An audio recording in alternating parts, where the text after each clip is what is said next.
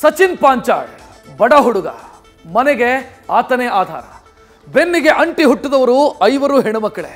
ಆತನಿಗೆ ಟೆಂಡರ್ ಆಸೆ, ಕಾಂಟ್ರಾಕ್ಟರ್ ಆಗೋ ಕನಸು. ಆದರೆ ಅದೆಲ್ಲವೂ ಕೂಡ ಲಂಚಕ್ಕೆ ಬತ್ತಿ ಹೋಗಿದೆ. ರೈಲಿಗೆ ತಲೆ ಕೊಟ್ಟವನು ರಾಜಕಾರಣಿಗಳ ಬತ್ತಳಿಕೆಗೆ ಅಸ್ತ್ರ ಕೊಟ್ಟಿದ್ದಾನೆ.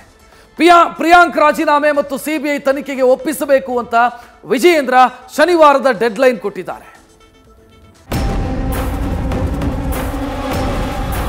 ಪ್ರಿಯಾಂಕಾ ಖರ್ಗೆ ಅವರೇ ದಯವಿಟ್ಟು ಹಗುರ ಕಲ್ತ್ಕೊಳ್ಳಬೇಡಿ. ಇವ್ರ ಮಾತಿಗೆ ನಾವ್ ಯಾಕೆ ಬೆಲೆ ಕೊಡಬೇಕು? ಪ್ರಿಯಾಂಕಾ ಖರ್ಗೆ ಅವರ ರಾಜೀನಾಮೆಯನ್ನ ಪಡೆದುಕೊಳ್ಳಬೇಕು. ಎಷ್ಟೇ ಚೀರಾಡ್ಕೊಳ್ಳಿ, ಬಟ್ಟೆ ಹರ್ಕೊಳ್ಳಿ, ರಾಜೀನಾಮೆ ಪ್ರಶ್ನೆ ಇಲ್ಲ. ಸಚಿನ್ ಪಾಂಚಾಳ ಆತ್ಮಹತ್ಯೆ, ಹೆಣ ಬಿದ್ದ ಬಳಿಕ ರಾಜಕಾರಣಕ್ಕೆ ಜೀವ ಬಂದಿದೆ. ಪ್ರಿಯಾಂಕ್ ಖರ್ಗೆ ವಿರುದ್ಧ ಇಡೀ ಬಿಜೆಪಿ ಸೇನೆ ಸೆಳೆದು ಬಿದ್ದಿದೆ.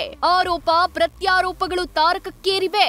ಫೋಟೋ ಫೈಟ್ಗೂ ಚಾಲನೆ ಸಿಕ್ಕಿದ್ದು ಆರೋಪಿ ರಾಜು ಕಪನೂರ್ ಮತ್ತು ಪ್ರಿಯಾಂಕ್ ಜೊತೆಗಿನ ಫೋಟೋವನ್ನ ವಿಜಯೇಂದ್ರ ರಿಲೀಸ್ ಮಾಡಿದ್ರೆ ಅದಕ್ಕೆ ಖರ್ಗೆ ಸಹ ಬಿಜೆಪಿ ನಾಯಕರ ಜೊತೆಗಿನ ಕಪನೂರ್ ಫೋಟೋ ಬಿಡುಗಡೆ ಮಾಡಿ ಕೌಂಟರ್ ಕೊಟ್ಟಿದ್ದಾರೆ. ಅದು ಫೋಟೋ ವಾರ್ ಆದ್ರೆ ರಿಯಲ್ ಟಾಕ್ ಶುರುವಾಗುವುದು ಇಲ್ಲಿಂದ ನೋಡಿ. 12 ಕೋಟಿ ಟೆಂಡರ್ ಆಸೆ, ಖರ್ಗೆ ರಿಸೈನ್ಗೆ ವಿಜಯೇಂದ್ರ ಆಗ್ರಹ. ಹಾರಾಟ ಚೀರಾಟ ಬಿಡಿ, ರಾಜೀನಾಮೆ ನೀಡಲ್ಲ ಎಂದ ಪ್ರಿಯಾ. ಕಪನೂರ್ ಜೊತೆಗಿನ ನಂಟಿನ ಬಗ್ಗೆ ಮಾತನಾಡಿದ ವಿಜಯೇಂದ್ರ 12 ಕೋಟಿ ರೂಪಾಯಿ ಟೆಂಡರ್ ಕತೆ ಹೇಳಿದ್ರು. ಕೂಡಲೇ ರಾಜೀನಾಮೆ ಕೊಡಿ ಅಂತ ಆಗ್ರಹಿಸಿದ್ರು. ಮಿಸ್ಟರ್ ದಾಖಲೆ ಇಟ್ಟು ಮಾತಾಡಿ ಅಂತ ಪ್ರಿಯಾಂಕ್ ಖರ್ಗೆ ತಿರುಗೇಟು ಕೊಟ್ಟಿದ್ದಾರೆ. ನಾನಿವತ್ತು ಮಾನ್ಯ ಮುಖ್ಯಮಂತ್ರಿಗಳೆಲ್ಲ ಆಗ್ರಹ ಮಾಡ್ತಾನೆ, ಒಂದು ಕ್ಷಣನೂ ಕೂಡ ತಡ ಮಾಡ್ದೇನೆ ಪ್ರಿಯಾಂಕಾ ಖರ್ಗೆ ಅವರ ರಾಜೀನಾಮೆಯನ್ನ ಪಡೆದುಕೊಳ್ಬೇಕು.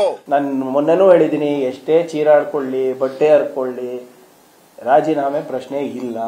ಬೇಕಾದ್ರೆ ಈಗ ಒಂದು ಸಾಕ್ಷಿ ಕೊಟ್ಟು ಮಾತಾಡಲಿ, ಅವಾಗ ನಾವು ಮಾತಾಡ್ಬೋದು. ಇಲ್ಲಾಜಿಕಲ್ ಆಗಿ ಮಾತಾಡಿದ್ರೆ, ಯಾವುದೇ ಕಾನೂನು ಆಧಾರಿತವಾಗಿ ಮಾತಾಡಲಿ, ಸಾಕ್ಷಿ ಇರಲಾರ್ದೆ ಮಾತಾಡಿದ್ರೆ ಏನಂತ ದಿನ ಉತ್ತರ ಕೊಡೋದೇ ಆಗುತ್ತೆ ಅವ್ರಿಗೆ.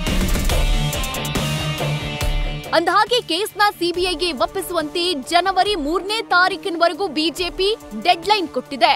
ಅದಕ್ಕೆ ಪ್ರಿಯಾಂಕ್ ಸಹ ತಲೆದಂಡದ ಆಸೆ ಬಿಡಿ ಅಂತ ತಿವಿದಿದ್ದಾರೆ. Entire police department in and around Gulbarga district are under the clutches of Kharge family. ಇದನ್ನು ಮರಿಬೇಡಿ. ಇದನ್ನ ಹಾಗಾಗಿ ಕುಟುಂಬದ ಒತ್ತಾಯ ಇರ್ತಕ್ಕಂಥದ್ದು, ಭಾರತೀಯ ಜನತಾ ಪಾರ್ಟಿ ಒತ್ತಾಯ ಮಾಡ್ತಾ ಇರ್ತಕ್ಕಂಥದ್ದು ಕೂಡ ಸಿಬಿಐ ತನಿಖೆನೇ ಆಗಬೇಕು. ಏನಕ್ಕೆ ಸಿಬಿಐ ಬೇಕು? ಫಸ್ಟ್ ಬರಲಿ, ಪ್ರಾಥಮಿಕ ತನಿಖೆ ನಮ್ಮವ್ರು ಮಾಡಲಿ.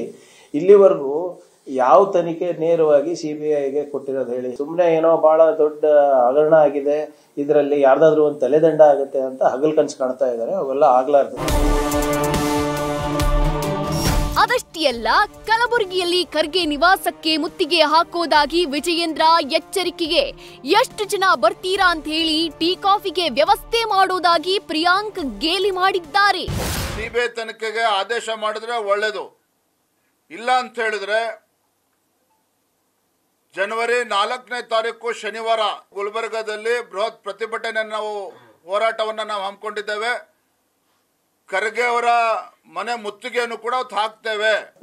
ಮುತ್ತಿಗೆ ಹಾಕ್ತೀರಾ ಕಲಬುರಗಿನಲ್ಲಿ? ನಾಚಿಕೆ ಬರ್ಬೇಕು ನಿಮಗೆ. ನೀವು ಪ್ರಿಯಾಂಕ್ ಖರ್ಗೆ ಆಪ್ತ ಮಾಡಿರಬಹುದು ಅಂದ್ಬಿಟ್ಟು ಈ ನಾಟಕನ ನಿಮ್ಮಲ್ಲಿ ಆಗಿರೋದು ಪ್ರೂವ್ ಆಗಿದೆ ಅಲ್ಲ, ಅದ್ರ ಬಗ್ಗೆ ಯಾಕೆ ಮಾತಾಡ್ತಾ ಇಲ್ಲ? ಮುಂಚೆ ಹೇಳ್ಬಿಡಿ, ಎಷ್ಟು ಜನ ಬರ್ತಾ ಇದ್ರ ಅಂದ್ರೆ ಅಟ್ಲೀಸ್ಟ್ ಟೀ ಕಾಫಿ ವ್ಯವಸ್ಥೆ ಮಾಡ್ತೀವಿ.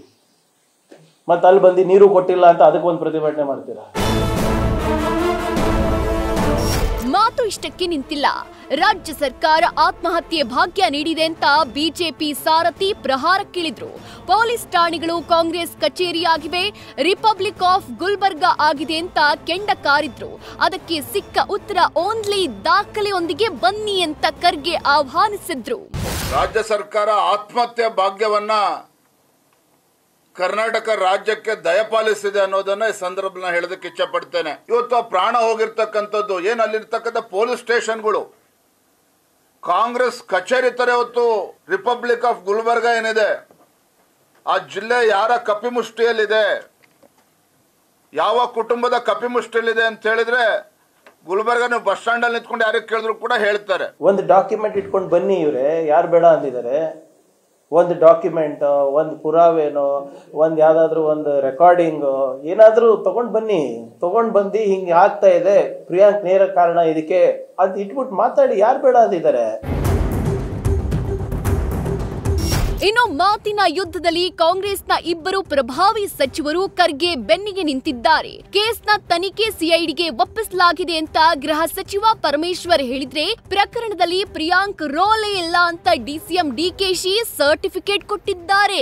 ಸಿಒಡಿಗೆ ಕೊಟ್ಟಿದ್ದೇವೆ, ಈ ಕೇಸನ್ನ ಸಿಒಡಿಗೆ ವರ್ಗಾವಣೆ ಮಾಡಿದ್ದೇವೆ ಅಂತ ಹೇಳಿದ್ದೆ. ಅದ್ರ ಅವ್ರ ಕೆಲಸ ಅವ್ರು ಮಾಡ್ತಾರೆ. ಸಿಒಡಿ ತನಿಖೆ ಪ್ರಾರಂಭ ಮಾಡಿದ್ದಾರೆ. ಸತ್ಯಾಸತ್ಯತೆ ಹೊರಗಡೆ ಬರಬೇಕಲ್ಲ. ಪ್ರಿಯಾಂಕಾ ಖರ್ಗೆದು ಯಾವ ರೋಲು ಇಲ್ಲ, ಅವ್ರ ಹೆಸರು ಯಾರು ಬರ್ದಿಲ್ಲ. ಯಾರ್ದೋ ಹೆಸರು ಬರದ ತಕ್ಷಣ ಅದೆಲ್ಲ ಸಾಧ್ಯ ಇಲ್ಲ.